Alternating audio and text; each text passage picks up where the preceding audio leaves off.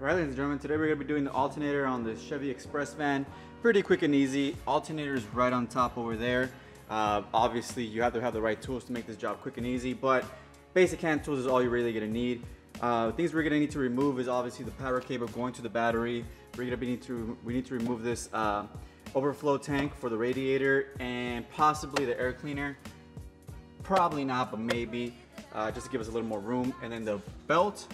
And then we're going to need to remove the wiring going to the alternator, the two bolts holding the alternator, and we're going to have to fish it out and then put it back in. It's pretty simple. I mean, simple is relative depending on your experience. For me, I've done a million of these, so it's pretty quick and easy. But anyways, we're going to go ahead and get it done. Let's go ahead and get started. First things first, remove the battery cable, positive side and negative side. Always a negative first, and then the positive. 8mm is what you need to use to remove the two bolts that hold the wires to the battery. The reason why you want to remove the negative first is because in case you touch the body of the car, it won't spark. If you don't remove the negative first and remove the positive, and you're removing it and you touch a ground or the body, it'll spark and you can possibly screw up the computer that way. So be really careful when you do this step, to always remove the negative first and then the positive. Next step is to remove this 10mm bolt that holds down the reservoir.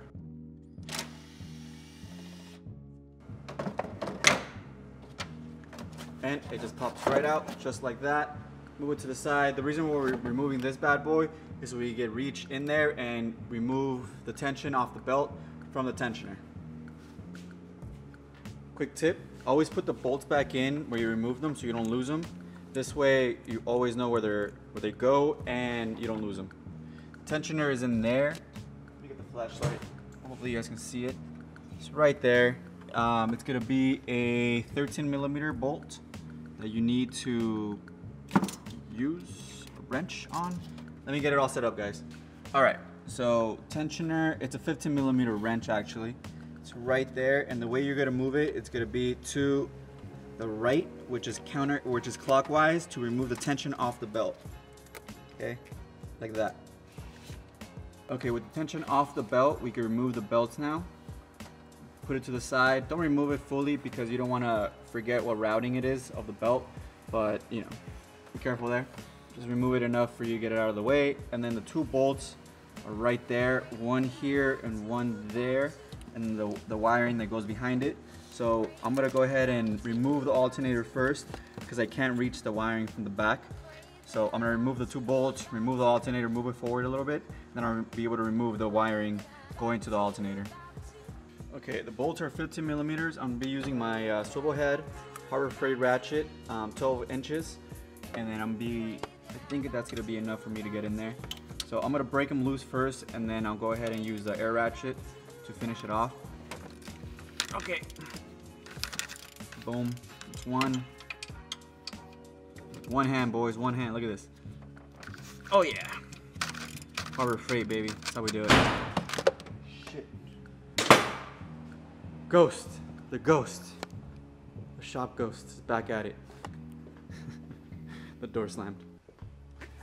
Air ratchet time.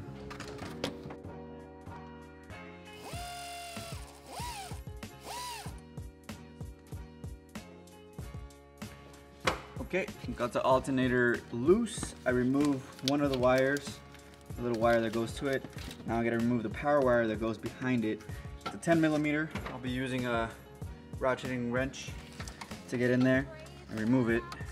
Quick and easy, no big deal. Go ahead and remove it and then I'll remove it, and then I'll show you guys when the alternator is coming out. Boom! Easy peasy Japanesey. Well, easy for me, I don't know about you guys. But I'll go ahead and put the new alternator in, and then, yeah. Okay, ladies and gentlemen, I had to remove the air cleaner box. Sneak out the alternator, no big deal, we got the new one going in. Boom. Oh yeah, pro tip. So these little tabs coming out right here, you see these? So these bad boys will sometimes push in, and it won't allow you to put the alternator in. So what you have to do is push these out. The best way to do it is use some pliers and squeeze them and squeeze them out. Okay, that'll give you enough room to put the alternator in. And when you put the alternator in, you put the bolts in. These two little, I don't even know what they're, dowels will get pushed back in against the alternator and you should be fine. But when you're putting it in, that'll happen sometimes where you can't put it in because these things are pushed in way too far in and the new alternator is like a little bit too thick. So push those out if you can't put the alternator in. Then you start putting everything back together.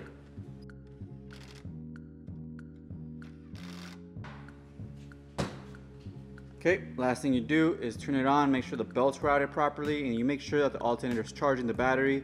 14.2 volts is what you want to see on the digital multimeter, and that's it. You got to make sure that you check out my course, link in the description below, on how to be a better mechanic and go through your entire career so you get to the point where you can open up your own shop.